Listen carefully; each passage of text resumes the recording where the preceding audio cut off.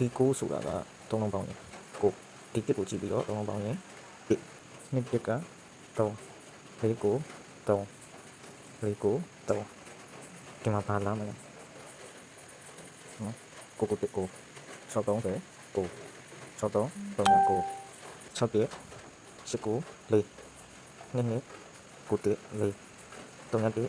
တစ်နှစ်က4နောက်တစ်ခု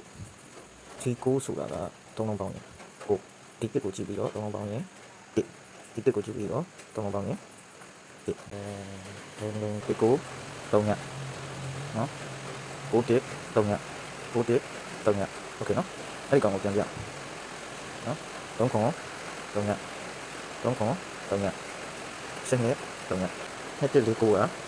6နော်ဒီမှာ4 9ခွန်6 6နော်နောက်တစ်ခါ4 9ခွန်6 6နော်အဲ့ဒီ6ကိုပြန်6ပြနော်နော်2 4 6ခွန်9 6နော်6နှစ်6နှစ်တစ်ခွန်6ခွန်တစ်ဘယ်လေးပေါ့နှစ်6နှစ်တစ်ခွန်6ခွန်တစ်